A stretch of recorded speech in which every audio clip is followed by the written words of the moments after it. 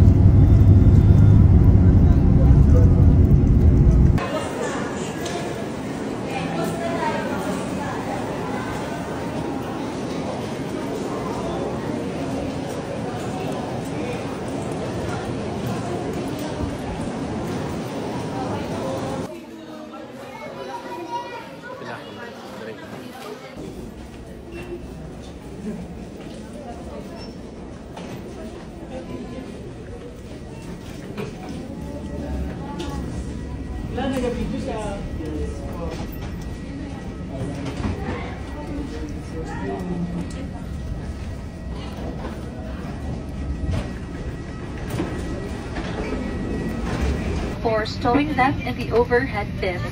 In line with this, please take caution.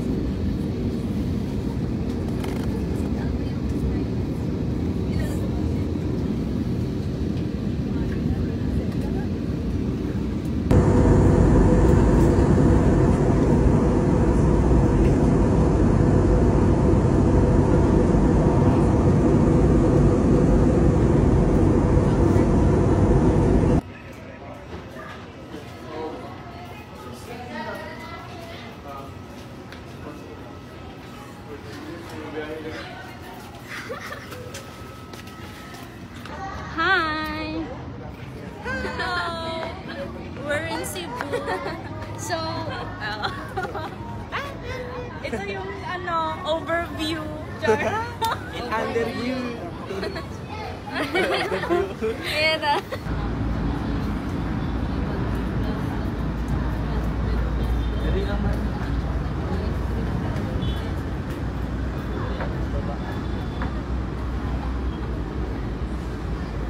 So hello guys, it's our second day and nasa hallway ako ng hotel.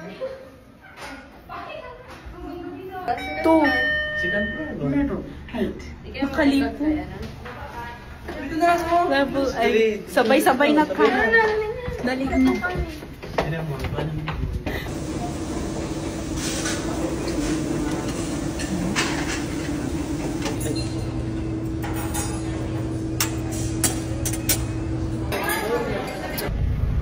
Hi guys, naanami sa bus namin and we're going to our first destination for today. See you again later.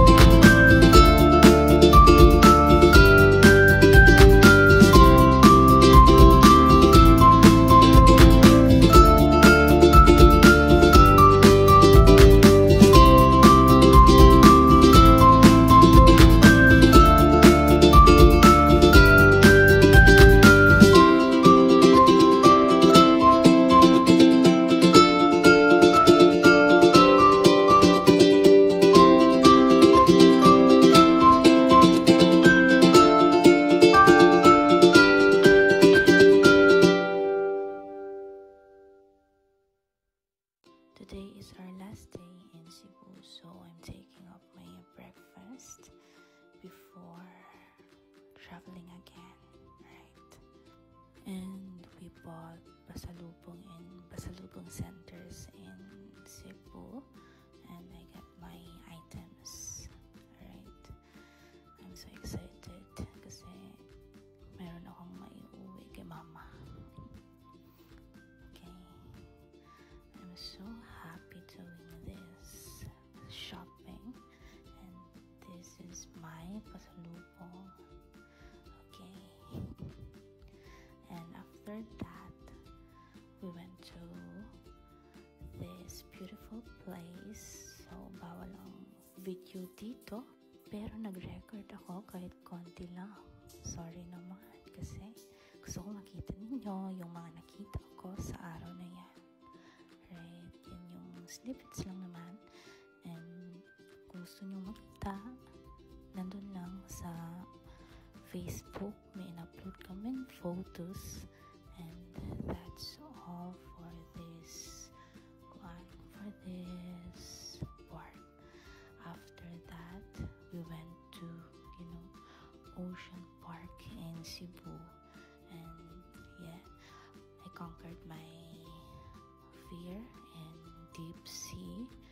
So I got my fear because of muntik na akong malunod sa dagat before when I was young, and also sa pool na rin.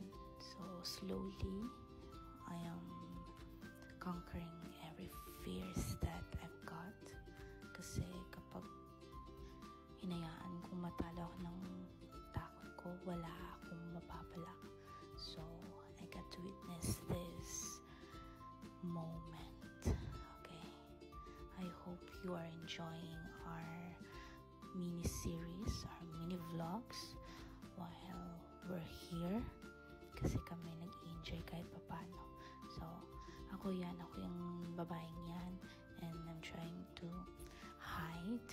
I don't want to see the big fishes, and nagkakaroon ako ng anxiety kapag nakakakita ako ng mga blue na bagay nasa ilalim ng tubig, mga malalaking creatures. And I decided to watch, and after that we watched our bird show. So mag-upload ako ng separate video para dito, kasi meron kaming longer version ng video na to. So dito nagtatapos ang aming Cebu trip, and after that we are in pier, and we're going in Bohol, and as of now we're in Bohol na. And ayun, another experience for me, and that's all. Bye bye.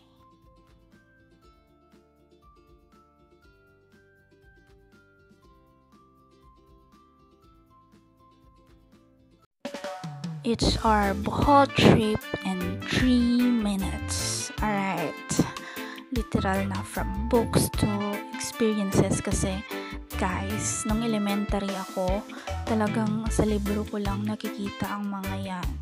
Tulad nitong church na to, it's Baclayon Church, and super ganda. And kung anong rules nila, we should follow, especially kung turista tayo. And ayan, yan yung nasa labas, and yung nasa likod, and kailangan yung magsuot ng formal na attire, yung pang church talaga if possible. Wag yung kita legs na mga outfit, be formal, sure, yung gano'n, basta pang church na outfit. And ayan, yun yung nasa loob ng church, and it's super maganda. And nandito kami sa Sikatuna, Mirror of the World, and hindi ko na-enjoy ang